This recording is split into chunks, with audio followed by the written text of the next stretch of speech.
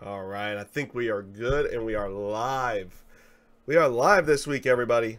And again, it is welcome to another episode of GodSaw's Turnbuckle, the wrestling video podcast I run over here on YouTube.com, and that is /UC Campbell.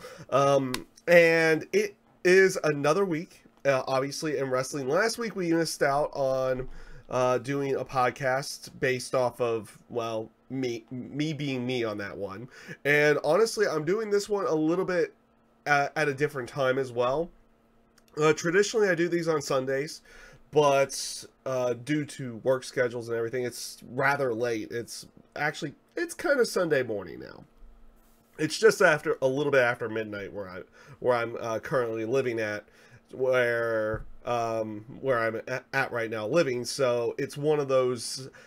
It's one of those bits where it's Sunday morning, but it's still Saturday morning, however you really want to look at it, or not Saturday morning, but Saturday night, based on how you want to look at it, everything on that side. But the reason why I'm doing it rather later in the evening versus during the day is because due to how work schedule is going, there's not really a chance for me to go ahead and do a traditional episode of GodSaw's Turnbuckle with or a traditional episode before the actual pay-per-view tomorrow night goes down for WWE Evolution, which we'll get into the aspect, and you see that in the title here and everything to go along with it. On that side of everything, obviously we're going to have to get into a lot of things because I played off the question of, did WWE forget that they had a pay-per-view this Sunday, based on how they promoted Evolution on both Raw and SmackDown to go along with everything. Obviously, over the last so many days, they've been doing things like on the YouTube channel, everything on that side, this, to garner the hype towards Evolution and everything to go along with it. And they did air a USA special that aired after Monday Night Raw as well, talking about the show. And obviously NXT did a snippet on their area as well for a promo package with Shayna Baszler and Kairi Sane for their match. And obviously we had the Mae Young Classic this week as well, which we'll talk about in full throughout the entire show. But we're obviously going to have to start this week on the news side of everything, and oh boy was this a crazy week. We won't really talk in the terms of on Monday Night Raw with what went down. Obviously we know what went down. I've kind of kept my silence about it because I was doing one of those things where, not a wait and see on really craziness or everything, but to kind of grasp what's going on and to, educate myself a little bit more, which I was able to educate myself slightly on to go along with that. So we're going to go off and we're going to start this week with the news of what went down at the beginning of Monday Night Raw, which was Roman Reigns coming out. He was coming out in street clothes, everything. So people were kind of thinking, it's like, oh, is this going to be a new look or something? He's not coming out in the tactical vest or anything to go along with that. And it soon came to be, or we soon found out why that was the case. And you kind of saw it in the crowd. You saw it in the crowd as well with everything, because when Roman Reigns announced what he was going through, that he basically he announced, he came out there, broke kayfabe, said his real name, everything to go along with that, and then said that he had been battling leukemia. He had a battle with leukemia much earlier in his life. It went into remission, and now it has come back to him. You kind of saw it in that crowd because take a look at how everything went. Like I said, this is kind of I'm now kind of seeing how everything's gone throughout the entire week with this one. So it's kind of crazy to think about it, because as Roman Reigns is walking to the ring, the announcers are still talking about the triple threat match and everything to go along with that, as which rumor, or not rumors, but news reports came out that no one knew backstage outside of upper management and maybe a few other people to go along with it, that he was going to go out there, announce that he has to go do this life and battle death with leukemia, and then he was going to relinquish the Universal title to go along with it. And and like you could tell with the fans, you know, he came out to his music, everything to go along with that. The fans, the half boos, half cheers, all that kind of stuff. They're expecting their traditional WWE, and then we kind of got, and like the fans themselves got dropped with this like, whoa, real life moment. I mean, he's going through a real life and death situation. And here's the main aspects behind it. Obviously I don't necessarily know much on how leukemia is and the particular disease and everything, and I educated myself. Not that great. Here's the thing. Obviously the main aspect behind this is that you could tell through the fans and through the support of other wrestling companies and other superstars, everything to go along with that, you know, everyone's wishing him the best. Same here as well. We're wishing him the best. We were wishing his family the best. We hope he gets to recover and come back. And on that side of everything, it's one of those things that you take a step back, and much like with what we talked about a few weeks ago, this is one of those moments of, this is just, it's bigger than the wrestling thing. It's bigger than what we get to watch for entertainment, everything to go on that side. Much like I had said a couple of other times ago, it's a life and death situation. We don't know. Obviously, there hasn't been too much more news outside of the fact that he announced that he has leukemia and it's come back and now he has to go fight it again. And I liked how he even made mention that this wasn't a retirement speech. He was going to go beat this. He was going to come back to go along with that. Those were just some of the small bits that we were really able to be taken from. Now, the other things have been is like what hopefully this was found in a very early stage to where it's not going to be overly crazy, or it'll be a lot easily treatable than if it was in a later stage to go along with that. The treatments, from what I can tell, is generally chemotherapy. It's not one of those cancers that's just like the simple, we can't even say simple on that one. If you're really thinking about it with cancer, you can't even say simple with that one.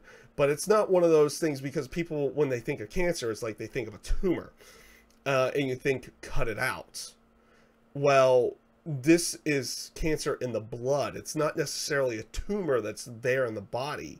It's in the actual blood itself, and it's a lot harder to treat to that degree, from what I can from everything that I could tell. There is a chance that it can go into remission really quickly, or it could be years before it goes into remission again.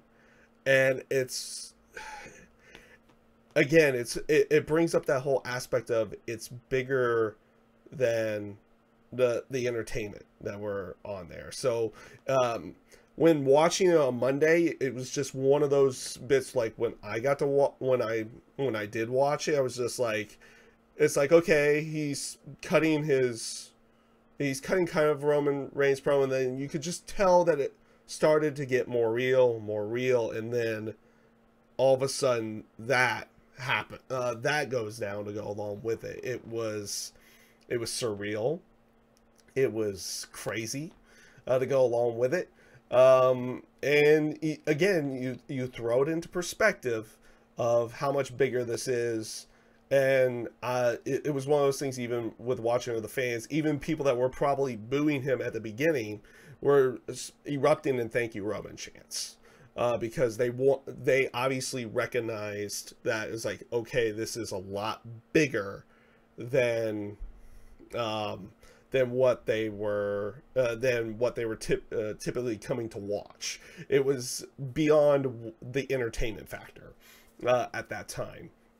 And for people who were watching, I'm kind of getting a little emotional talking about it at this point in time, because obviously I haven't had a family member that's gone through leukemia or anything like that, but I've had a personal family friend that's gone through and battled through breast cancer a long time ago. So it does stir up emotions on that side for me to go along with it. And obviously I can't pretend to even know what he's going through, or even what my family friend was even going through during her time on that one as well. I can't imagine what they're going through personally with family or anything like that. It's unfathomable to imagine unless you actually go through it. Obviously I haven't on that side of everything. And it was one of those things, just like, it starts stirring up a lot of emotions again, everything on that side. And you could tell, at least in the terms of Dean and Seth, when they came out to meet Roman afterwards, that they had no idea. The announcers, they had no idea. Maybe Michael Cole might have known, but you could kind of tell that both Renee and Corey, like, this was the first time they were hearing it in any way, shape, or form. So it was one of those kind of crazy and surreal moments, and it led to another thing a little bit later that night, which we'll talk about once we get to Monday Night Raw and everything.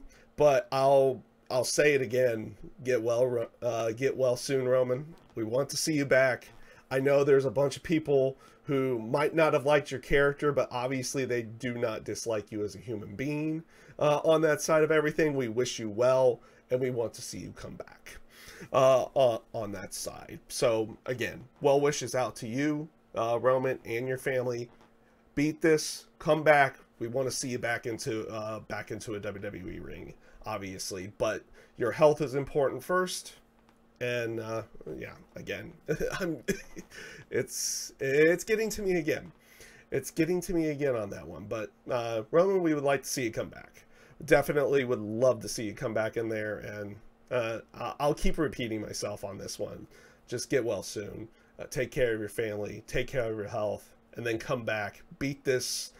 Beat this. Cancer. Cancer sucks. And beat this. You seem to be the strong enough guy to be able to go ahead and do that, and we can't wait to see you come back at that point in time.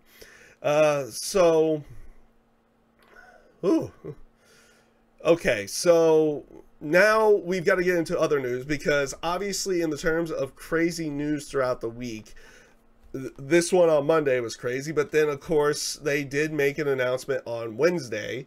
I think it was Wednesday, or it was Thursday. I forget. Might have been Thursday. I forget what day the earnings report came out for WWE. But they did make an announcement of whether or not the Crown Jewel pay-per-view event was going to be airing in Saudi Arabia, or was it going to be moved, or was it going to be canceled in every way, shape, or form. And the aspect of the entire thing was that they decided to stick with it, and they are going to be sticking with it in Saudi Arabia in lights of what was happening with in lights of all the reports and eventual admitting that Saudi Arabia did admit that the Washington Post reporter Khashoggi was killed inside of their consulate in Turkey. That they did not admit to the dismembering or anything to go along with that, but they did admit that he died inside of that consulate via either interrogation or however the means were to go along with it. And, WWE, in light of all this, has decided that they are going to still do Crown Jewel in Saudi Arabia. It was kind of basically made as a business decision that they would decide to go with it. And they're not the only American company that is over there. And it behooves me to even, get overly angry with the factors that they are deciding to go ahead and do that. I am going to be one that does say I fall under the boat of, I feel like Crown Jewel should have been canceled or moved or somewhere on that side, or at least postponed in some way, shape, or form. I was not one for wanting to keep it there to go along with it, but it was, obviously it's their business, their decision to go along with that side of everything, to go along with it. So they are keeping that on there. And there's lots of reports and obviously some really crazy things that go out throughout the entire week as well, on this side. Now, in all fairness to the WWE stock, I think it did have a little bit of a hit on the WWE stock on that side of everything, because it did drop down to, I believe, $68 or $69 a share, where it was earlier in the week. It was at about 82, I think.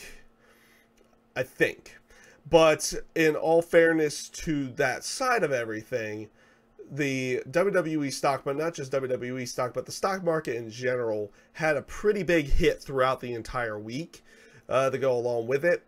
But I think that first hit was because of what was happening in normal stock market. That second one was probably the announcement that they were going to be sticking out with the Saudi Arabia deal and everything to go along with that as well. Again, I fall under the aspect of, I'm not, I was going to give it time when it was like, okay, they're going over there, and the government's wanting to show that they want to change. Obviously, they haven't really changed that much, or something's still going on that side of everything. From what I've still been able to gather on that one, the people that, some of the people that were involved, or at least were in charge of the people that were at the consulate on that one, have been let go, like some high-ranking officials. It's small start, small. I'm gonna minuscule that as like very small start. It still doesn't go off the aspect that the country still does not have a very good track record with human rights, everything to go on that side of everything, and they basically kind of barely started this process on that side of everything, and they still got a lot to show that they're changing their ways on that side of everything to go along with it. And it's one of the I'm trying to find the proper words here, because like I said before, I'm not going to be one of those people that are going to necessarily blame a company like WWE for, making a business decision. They're making a business decision, and at the end of the day, they are a company. And as a company, they are supposed to attempt to make money in some way, shape, or form. They are also, a lot of people say it's like, well, they probably have enough coming in through the TV deals, which they do. We'll be fair with that one. It's for the next 5 years, it's over $2 billion in TV revenue on that side. Obviously, they're getting paid a good sum of money to do these shows in Saudi Arabia as well, because they felt like it was a good business decision in the end to keep going with it. And there's been a lot of different reports going on throughout the entire week, even to the point that there's a big rumor. It hasn't been fully confirmed, though. It does seem like it is going to go down on Monday in some way, at least starting, that both John Cena and Daniel Bryan are refusing to work the show in any way, which means they'll have a replacement for John Cena as of Monday on that side. Apparently, they're going to write him out of the show on Monday or something on that side of everything. But they've yet the one rumor that's out there, and again, these are still kind of rumors because neither of them have really been confirmed by the person or by the company that they're refusing to go over there. For all we know, they are going to go over there. I don't know. But they've been playing off the whole thing with Daniel Bryan for his match with AJ Styles. That's, you know, he's still having the match, everything along with that. Like, what are they going to do for Monday night, or not Monday night, but Tuesday night, if the rumor is true that he's refusing to work the show? Where are they going to go with it storyline wise, everything to go along with that as well? And we have, it's Aziz. I think that's the name. I'm sorry on that one, but hello, welcome to the chat and welcome over here. Obviously, we're talking a little bit more on the serious side, where we want to usually be a lot more fun with everything over here, but based off of how everything's going at this time, you got to be a little bit more serious every now and again. So we're, you know, kind of talking about what's going on with the WWE Crown Jewel thing as well. We had just gotten through talking about what happened with Roman on Monday night as well, to go along with it. But the whole aspect behind of what's going on, it's crazy to think that two people with high statures like that, and those are probably two guys that would pretty much have the power to say, it's like, yeah, we don't want to work the show, and nothing really bad's going to happen to them on that particular side, at least in the terms of their standing in the company of everything. But it's crazy to think that they're basically taking their stand, if the rumors are true, that it's like, we're not doing this show. As for me personally, I made the announcement. I basically said my piece a couple of weeks ago about this. I had said back then that if the show was airing in Saudi Arabia, that for me personally, again, I'm not going to behoove the company for making a business decision and going over there. That's their decision. That's their right to make it. I don't necessarily have to like it on that side of everything. I'm not going to be one of those that's going to say, I'm going to cancel the WWE network or anything like that if they do go over there. I'm not going to go that far on that one, especially with with the amount of shows that are on there that month. I mean, you have Evolution, and also you have NXT TakeOver for War Games, and then you have Survivor Series as well outside of that particular show.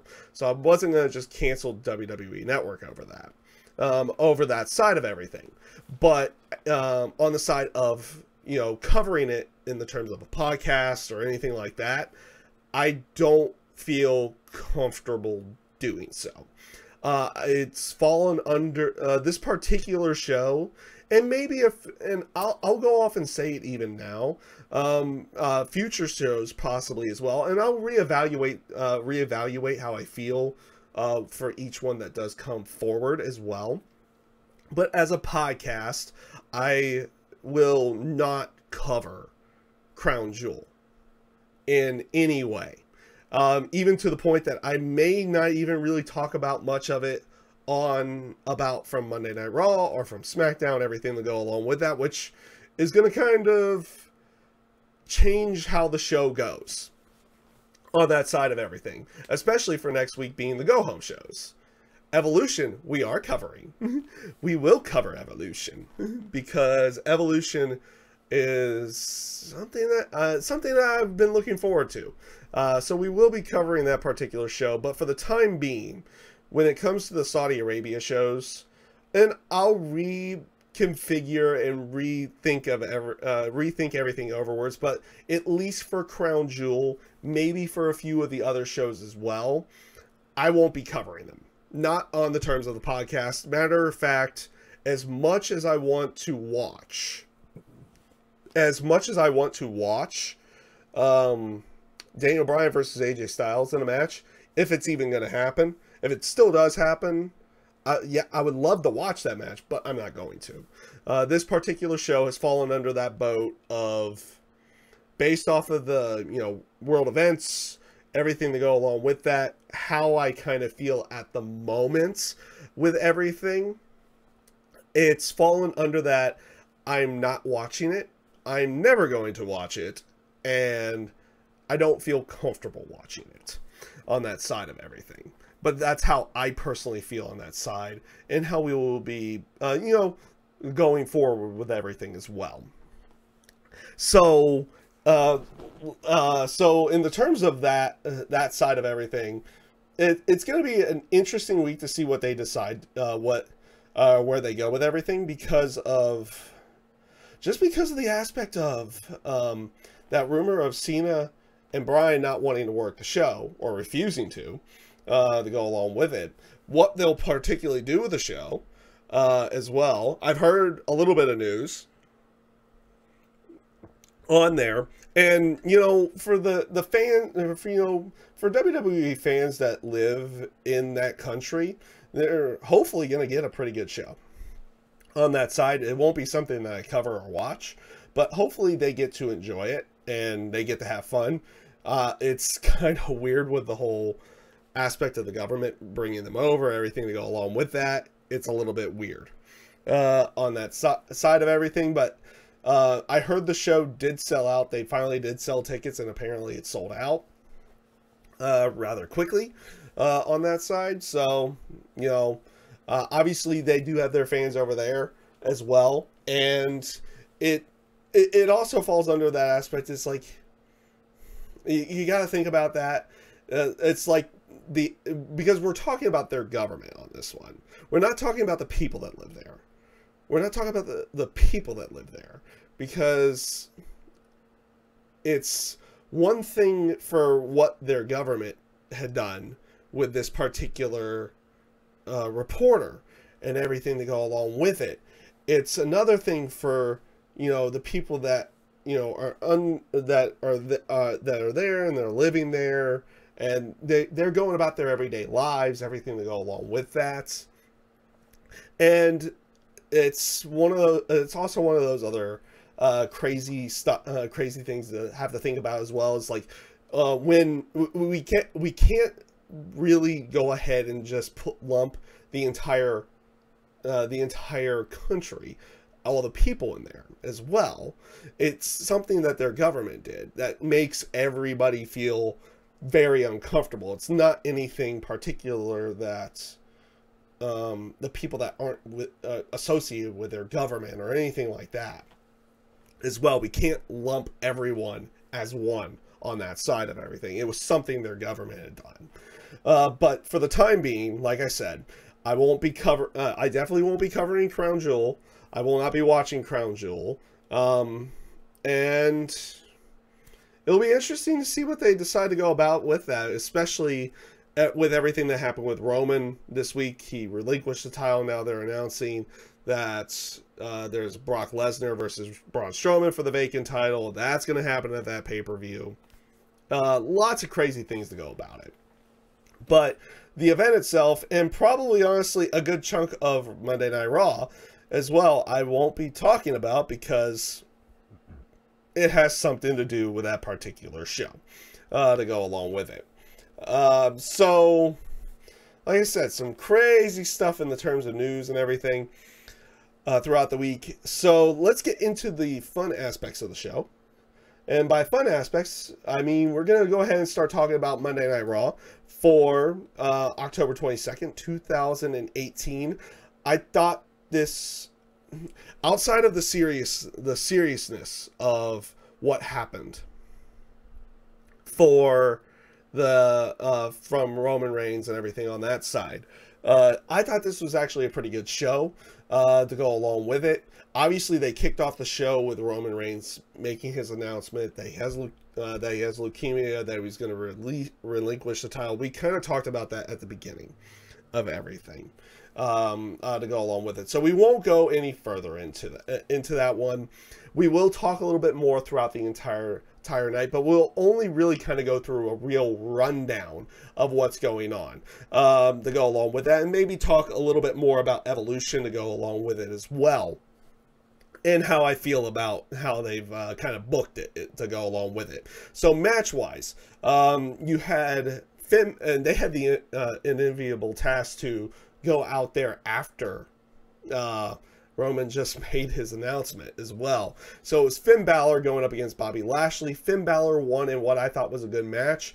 Lashley doing everything he can to dominate Finn Balor throughout the entire match, but Finn was able to catch him with a roll-up in the end to pick up the victory for himself on that particular one. I thought this was a pretty good match. You also had Sasha Banks going up against Ruby Riott in what I thought was a pretty decent match as well, with Ruby Riott picking up the victory. They did announce that Sasha Banks, Bayley, and Natalya were going to go up against the Riott Squad well, not for anything at that time. But they did announce that they would be having that 6-woman tag at the pay-per-view on that particular one as well, so we get to see that at the pay-per-view. You did get some promos from Nia Jax and from Dana Brooke and a few others about the particular Evolution pay-per-view and the Battle Royal, and them wanting to win the Battle Royal and everything. You also had, let's see here, you also had Elias. You also had Elias in the ring. He gets interrupted by Apollo Crews because it was time for their match. And that's what everybody does nowadays. They interrupt Elias to go along with it. Elias and Apollo Crews, I thought they had a pretty decent match. But, Elias goes over in the end. So I guess they built up Apollo so he could end out just losing. So it's interesting to see what they are going to do with that particular one. Right after this, you did also have Elias back on the stage. So he initially wanted to sing his song in the ring. He gets interrupted by Apollo. He was back on the stage and wanted to try again, but lo and behold, guess who interrupts him? It is going to be Baron Corbin. So Baron Corbin comes out and he's like, as much as he wanted to hear Elias sing, he has to keep this show rolling. He has to keep this show going. And he tells Elias that basically he would want to really fire him if it wasn't for the fact that Stephanie liked him so much, and tells him to get off the stage. So Elias looks like he's going to comply and everything on that one. Then he comes back out and decks Corbin with the guitar that he had. And by that, I mean the one that he switched out when he went backstage for that one. It looks like Elias went babyface. Yeah, it looked like Elias went babyface here on that particular one. That's really crazy to think about with how much of a heel he has been, that it looks like they may have switched him babyface, which I think they also switched Braun Strowman babyface as well. He did cut a promo on the Universal title on with Paul Heyman, which we'll talk about on that one as well a little bit. We'll talk about that briefly. Again, that involves the Crown Jewel pay-per-view, so we're not really going to talk much on that one. It's going to be a little bit that happened in there as well. That it was the interesting little snippet of that particular thing. You also had Nia Jax going up against Dana Brooke, going up against Tamina, going up against Ember Moon in a fatal 4-way, which was actually not much to really say. Ember Moon picked up the victory in what was a rather quick match. Which, before we get into what I thought was really good about this particular show, I'm going to get into it a little bit more because you also saw it on SmackDown as well. So we'll kind of cover SmackDown to go along with that as well at this point in time. And that's been this build towards Evolution. Now think about this. They announced Evolution on July 23rd this year. And I believe it was in Cincinnati that they made the actual announcement. They had all the superstars actually out there. You had the female superstars up front. you had the male superstars in the back. They made the big announcement that they were going to be doing this pay-per-view on all women's. The first time, here's the qualifier, first time WWE's actually done it. They call it the first ever all women's pay-per-view. It's true to a certain extent. It's true to the scale that they're doing it. It's at the WWE scale that it's the first time that that's probably ever been done, at least on in the US, but is by far not the first all women's pay-per-view. You have companies in this continent such as Shimmer and Shine that do stuff, and they're all an all women's promotion to go along with it. So they only have the women there. And I know Shine does pay-per-views and pay-per-views and everything to go along with that. Shimmer, I think they still run off a DVD model. I think they might work like PWG on that one, and they work off of an all DVD model for their particular shows. You also have other big promotions, such as in Japan, you have Stardom. Impact Wrestling has done knockout only pay-per-views in the past. And they did do something with another company earlier this year to go along with it. I think they've done like 5 or 6 of those pay-per-views to go along with everything.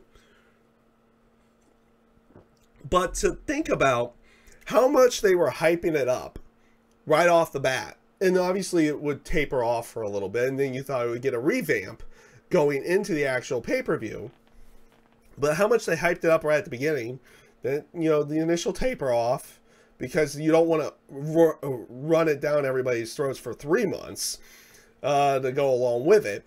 But you thought going into the pay-per-view that they would have a lot more hype around it, and they do have hype around it. Let's not get it wrong.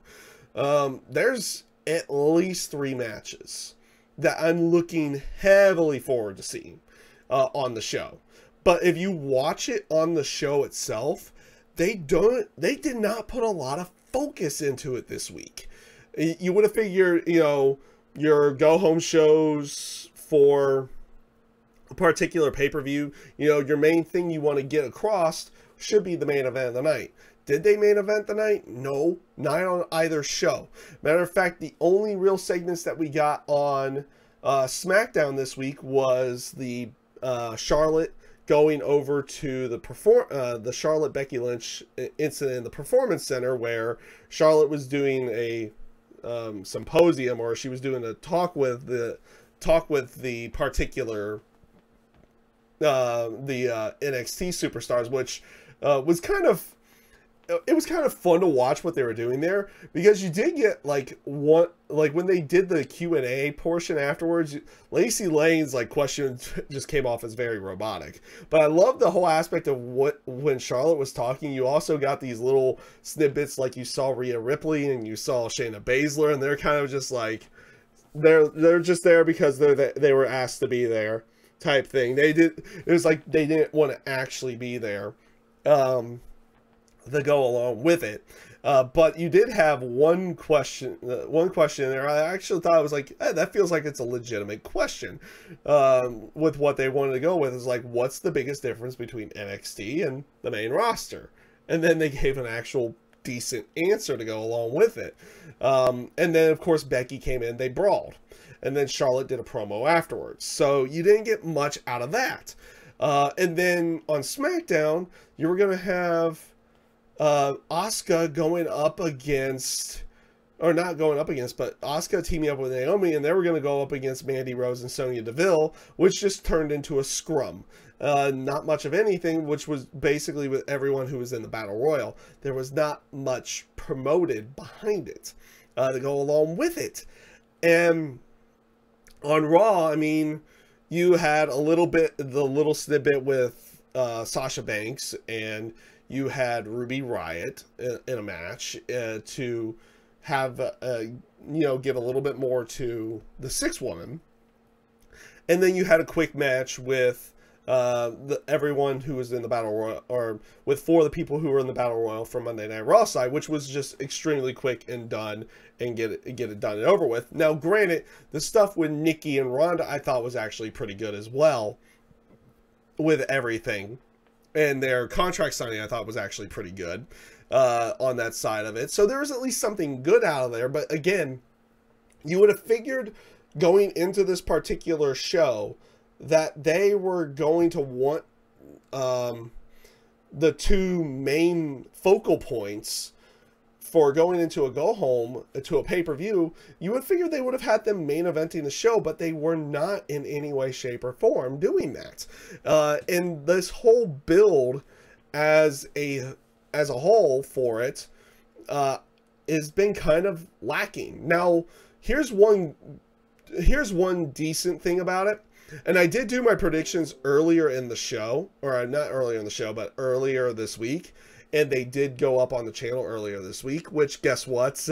One of those matches has been changed. And you did have a backstage segment with this one as well. Trish and Lita had an interview. They got interrupted by Alicia Fox and Mickie James. And eventually Trish and Lita went over on that particular side. It was still announced like early in the week that Alexa Bliss was still in the match, though she was reportedly either had a concussion or a broken nose and may have been out, but then it was kind of announced as like, no, she'll be there. And then it was announced that, yeah, she'll be there, but she'll be in their corner, and Alicia Fox is taking her place in the match. So that probably would... that probably is going to hurt that particular prediction of mine, but that's not the main point of that one. On that side of everything, it's just been the whole build itself going into Evolution. It's been very lacking. There's one potential real good side of this, and the only real good side of this one is that we've had pay-per-views in the past that have been lacking in the terms of build. They don't seem very hyped going into it and everything to go along with that. And then you get to the actual show itself, and lo and behold, it's like a sleeper awesome show. But take a look at it. Let's be fair with it. As much as I like battle royals and everything, them having a battle royal on the pay-per-view, at least it has some kind of weight behind it that the winner gets a title shot. But it does feel like a lazy way of saying it's like, we need to get everybody on the show. Battle royal. It's like, just battle royal. Get them out there. Get everybody out there. And again, I mean, if you really think crazily about it, based off of how everything was going back when both Sasha and Bayley were down with NXT and then coming up to the main roster, you would have thought like a long time ago that these two would have been in a main feud on the card in some way, shape, or form. Either it being with them fighting each other, or and some kind of other big feud to go along with it. But they're basically in almost a nothing 6-woman tag match to go along with it that did not have much hype going into it, and was just announced on Monday to go along with all that side of everything as well. So it's one of those things that, yeah, there are matches I really want to see, but the build and the hype behind it, just, it feels like something was missing and something was lacking there. And we'll see how that one, we'll see how it comes off on Sunday. Like I said, I expect 3 matches. I expect 3 matches on the show to be really, really good. Well, they have the, let's not say expect. They have the potential of being really, really good as long as they're given the time and the proper story to be told inside of those matches. That one being the Mae Young Classic Finals, Toni Storm and Io Shirai.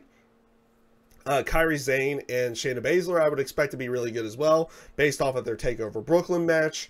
And then, of course, Charlotte and Becky Lynch in the Last Woman Standing. You have that's like the feud that feels like it. That feud in general, it's like, okay, it feels like this one needs a Last Woman Standing match. It feels like it it feels like it has a lot of weight behind it and everything to go along with it.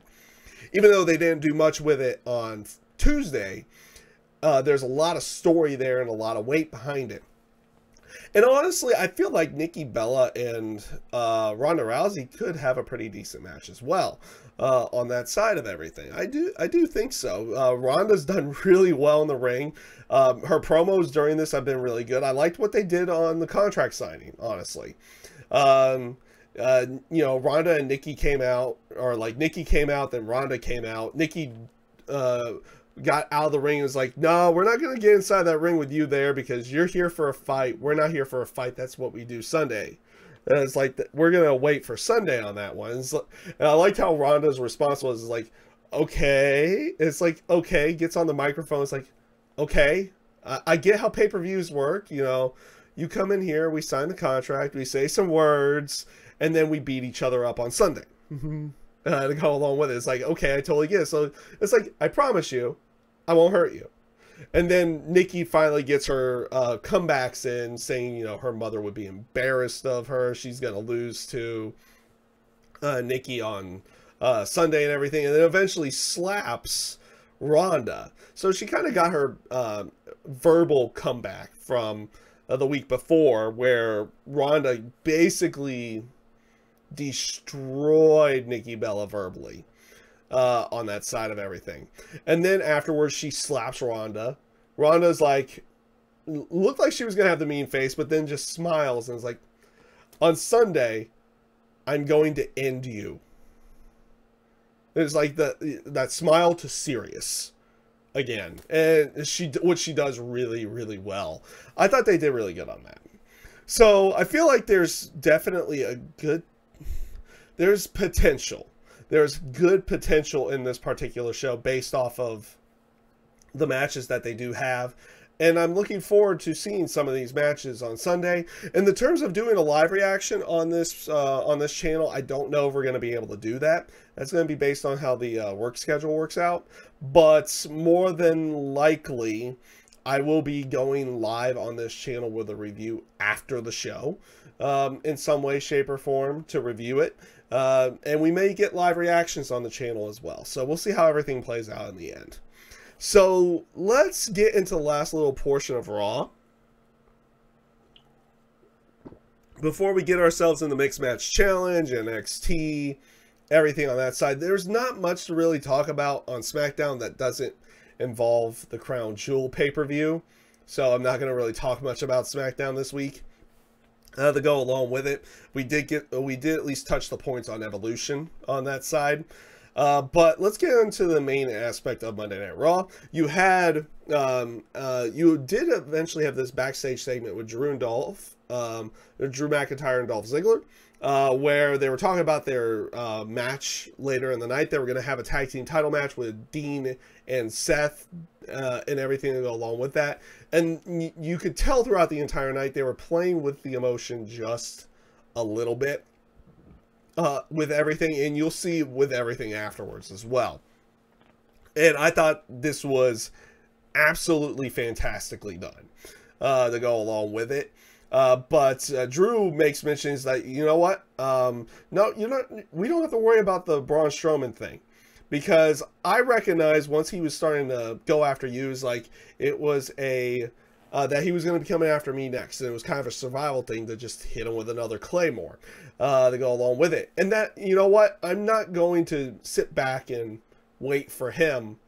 I'm going to go monster hunting.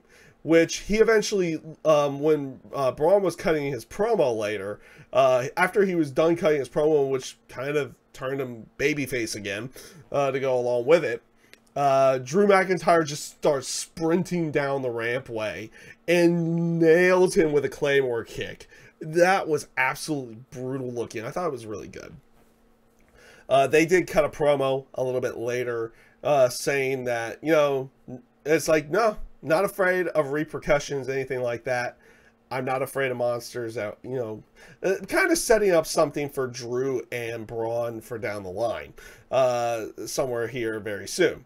You did also have a Seth Rollins and Dean Ambrose interview right before their match with Dolph and Dean as well. which I thought was a very good promo. They were playing, again, they were going off of the emotion throughout the entire night. You know, they just heard everything with Roman, everything that go along with that. The particular match with Dean Ambrose and Seth Rollins going up against Drew McIntyre and Dolph Ziggler, I thought was a absolutely great match, with probably the most shocking bit that they've ever, I won't say that they've ever done, but they've done in recent history in the terms of WWE side. And it was the aspect that in the match, okay, Braun Strowman comes out. He and Drew McIntyre start brawling to the outs, brawling to the back. The referee was distracted or knocked down. I believe he was actually knocked down at the time, and it allows for Ambrose and Rollins to pick up the victory.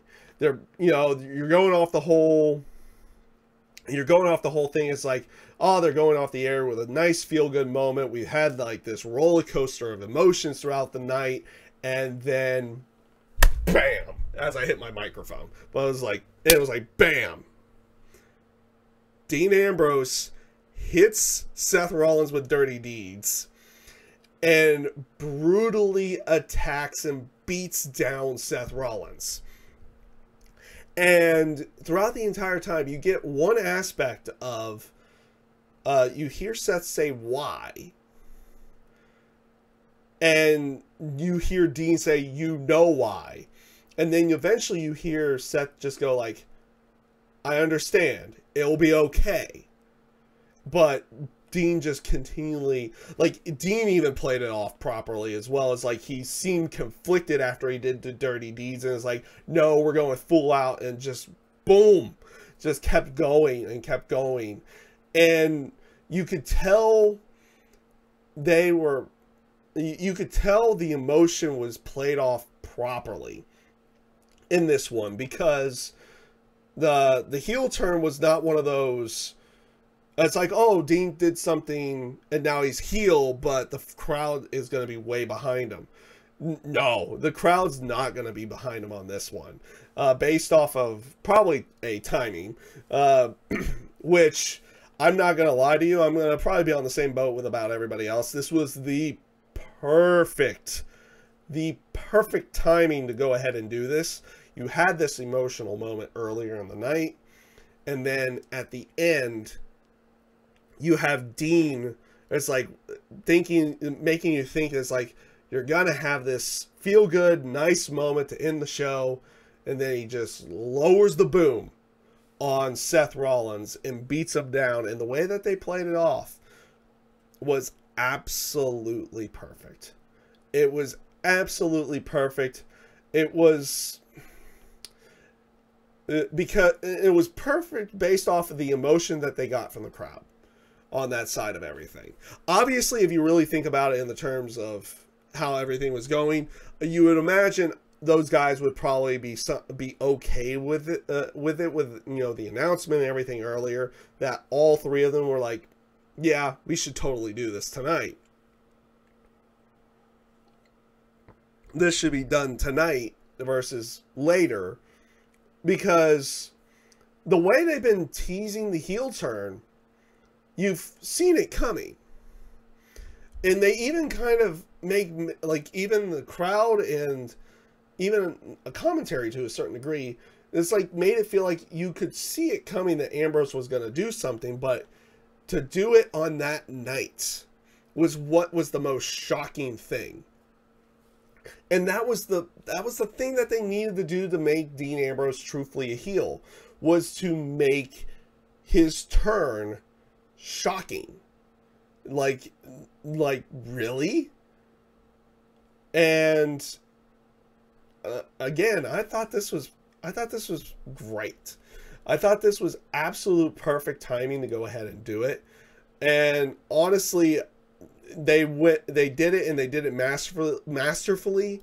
And Dean and Seth played off of it. I like the aspect that Dean, even to a certain degree, was conflicted at the beginning of it, but then no, it was like, no, I'm gonna do this, I'm gonna beat down Seth. And then the look on Seth's face was not only just one of being like kind of dazed and confused, but it was one of absolute shock. And I thought it was done great.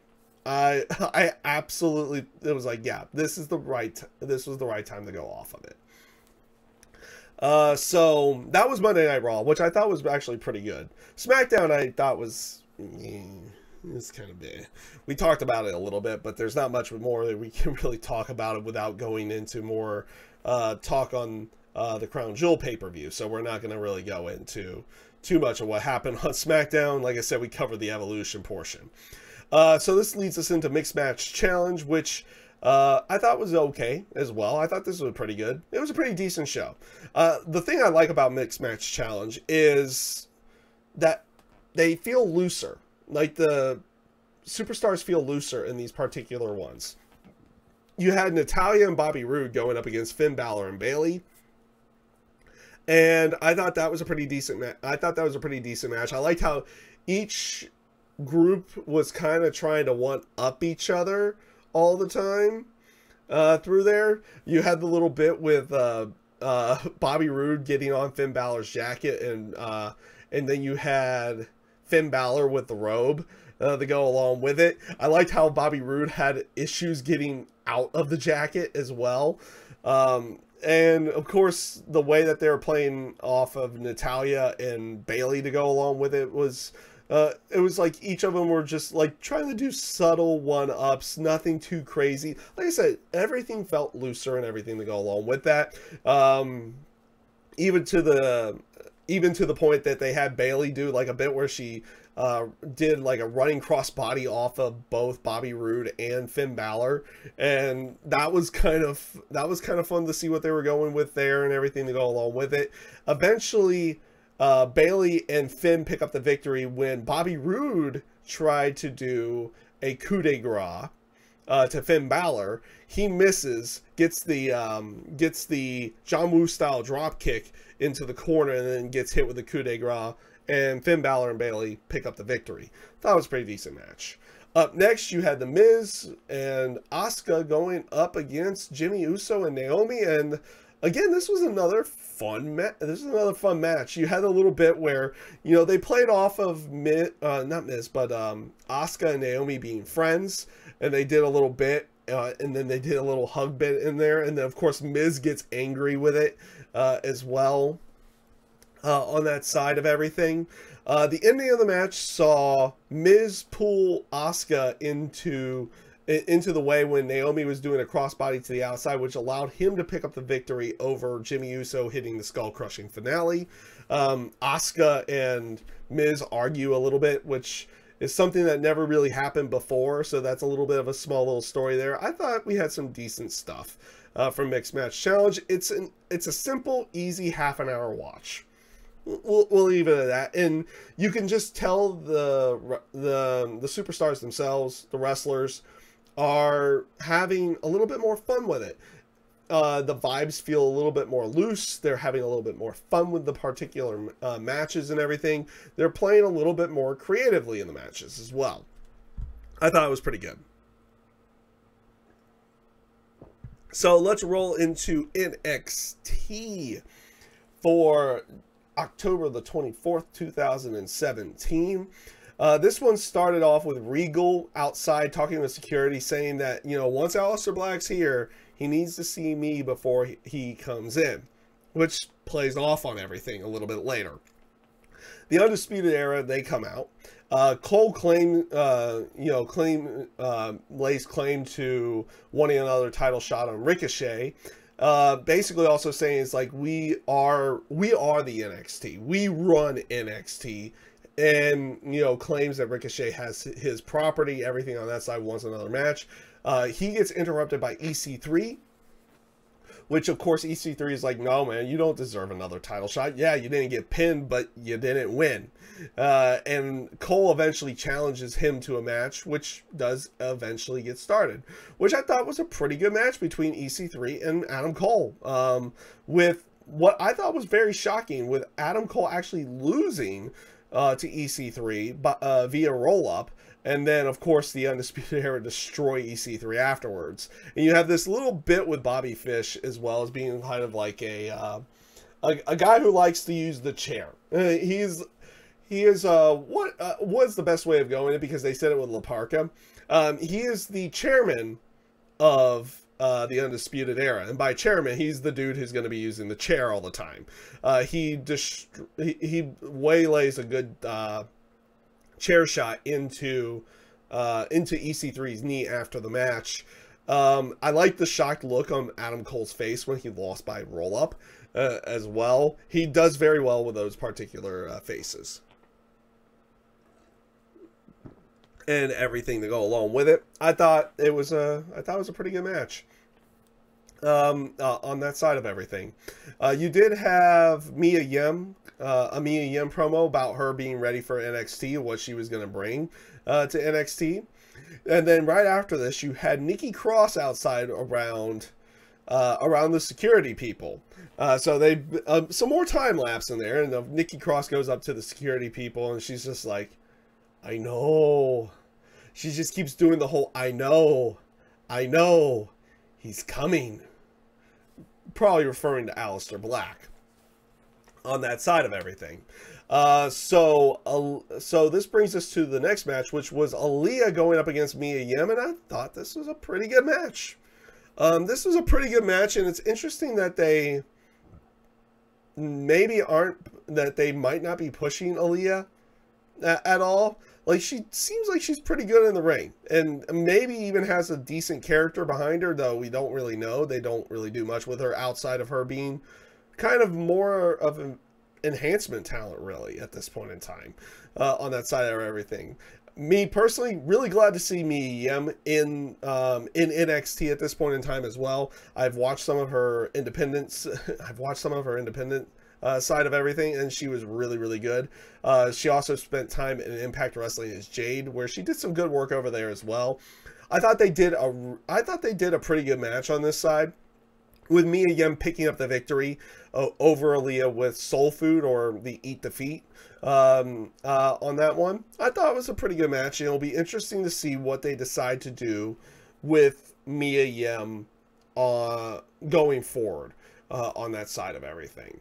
You have after this, you had Bianca Belair backstage, basically talking to Regal how she wants her title shot, and she keeps telling everybody, and it's true, that she's undefeated, and she just emphasizes the entire thing of undefeated, which eventually leads to Regal getting interviewed and saying, it's like, do you know who Nikki Cross said to him, or had claimed who attacked Aleister Black to Aleister Black? Is like, no, she hasn't told me, he hasn't told me, but I'm going to figure it out. Which he ends out getting interrupted by Adam Cole, which Cole was like, you need to get it together. It's like, you're just going to let EC3 do those things? It's like, well, you were okay with the match, he was okay with the match, type of bit. And it's like, you know what? Matter of fact, you guys did the exact same thing last week when you interrupted the tag team title match against the War Raiders. So next week, Adam Cole and Bobby Fish, you're going up against the War Raiders. Have fun. And of course, they get absolutely like, uh-oh, type moments to it as well. Which hopefully will lead to the War Games match being announced. That's what I'm hoping for at that time. Up next, you had Desmond Xavier going up against Cassius Ohno. This, I thought, was a pretty good way of going, at least in terms of Ohno's character. Him playing off the whole aspect of him asking for more competition, everything to go along with that. He wants better competition so he gets like, he lets his guard down a little bit in these matches, but it's like Xavier would get a couple of shots in, and then you know Ohno would just almost knock him out each time to go along with it. I thought this was absolutely great. I thought this was a good way of doing that, and kind of setting up for what will more than likely be his next his next particular match, which will be up against Matt Riddle once he is coming in as well, which they do debut a thing afterwards with Matt Riddle for a video package and saying that he's going to be debuting next week. And you have another nice little bit with Nikki Cross coming out and basically like, she knows, it's like, she knows what Cassius had done and he's coming. So you're getting that little snippet throughout the entire match. Or not throughout the entire match, but throughout the entire show. Aleister Black is coming. When is he coming? More than likely during the main event segment, which was next. So Regal was coming out to announce who was going to be facing Tommaso Ciampa at NXT TakeOver War Games. Tommaso Ciampa comes out. Obviously, he wants to know in person. But before the announcement even happens, Velveteen Dream interrupts. And, you know, he tells Regal that the fans, they don't just want a match. They want an experience. And that Velveteen Dream should be the one that has that match. He does get interrupted by Lars Sullivan, who wants another shot at the NXT title. I like how Dream makes a remark to him. It's like, I get that you're like kind of the monster and everything of NXT, but if you're going to talk to the Velveteen Dream, you should wear at least pants. And then Lars Sullivan starts choking him to go along with it. This leads to outside because Nikki Cross is outside as this just happens. It's like she starts frantically going like, he's here, and then they cut to the back and Aleister Black is destroying the security guards and lays one of them out with the Black Mass roundhouse kick, and like to the point that it's like, oh, because that security guard hit that door really hard. He starts storming to the ring and he knocks over one of the cameras, and then it eventually cuts to him getting in the ring, and he just gets in the ring, and as Lars Sullivan's getting into the ring, he just turns to Lars as everybody else kind of gets out to go along with it, and Lars Sullivan eats a massive Black Mass roundhouse kick that's like, and he's gone. And he just goes to Regal, starts grabbing him, and it's like, where is he? And then he turns around and gets hit with a super kick by Johnny Gargano. And Gargano goes like, I'm right here. Solidifying that Johnny Gargano was the attacker. And he has turned heel at this point in time. At least for this point in time. A nice little turn there, and I liked how they did that to kind of coincide everything together to eventually lead to Gargano being the one that attacked. I was, in the end, it feels kind of, it kind of, like, based off of how they've been telling the story, it makes sense that Gargano was the attacker for Aleister Black on that one.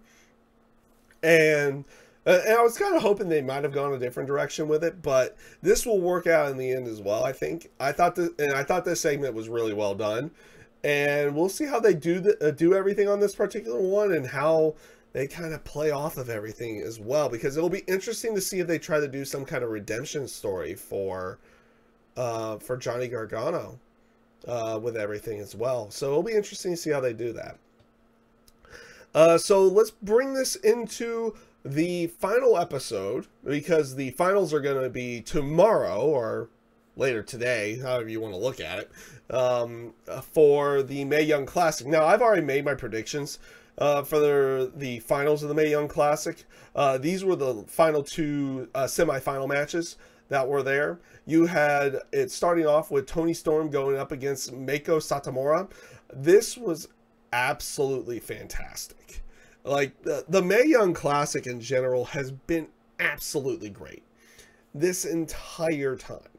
It's been a great show, and it's been absolutely just a lot of fun. The presentation of it, the match quality hasn't, like, yeah, the match quality hasn't been like, it's like all these absolute classic matches and everything, but no, it's been like high quality presentation for each of the people coming in.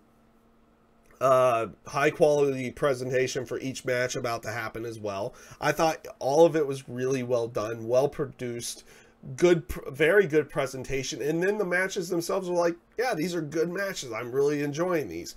These two matches that they had tonight with Toni Storm and Meiko Satomura, and then Rhea Ripley going up against Io Shirai were absolutely fantastic. They were great. Toni Storm picking up the victory after having to hit 2 Storm Zeros to pick up the victory on that particular one.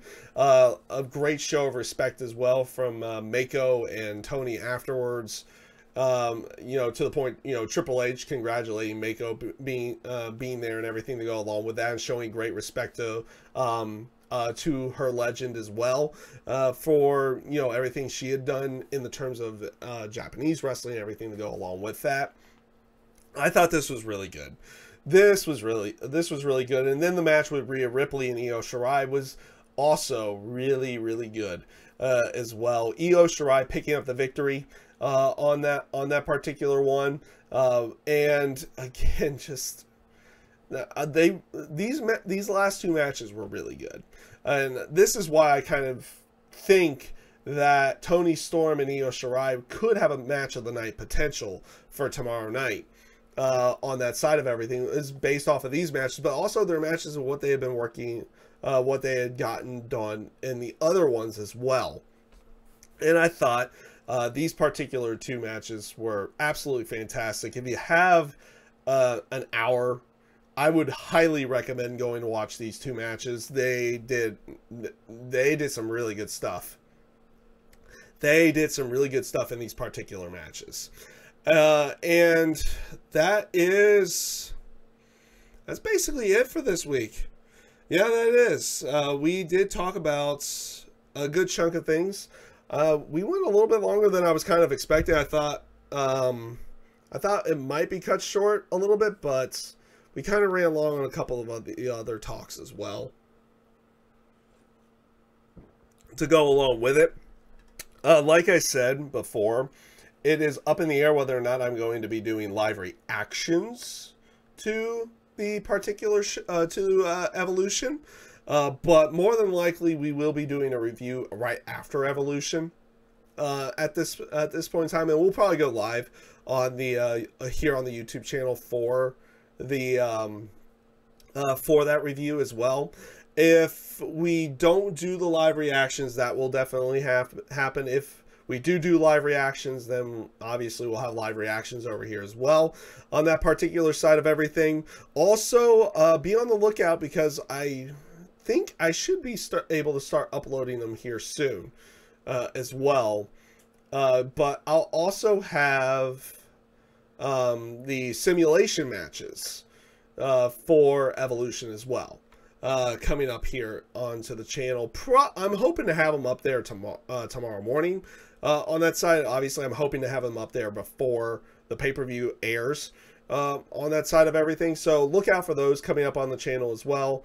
And that is everything I've got for you guys this week. So again, this was another episode of GodSaw's Turnbuckle. For everybody who tuned in live, I thank you guys for watching.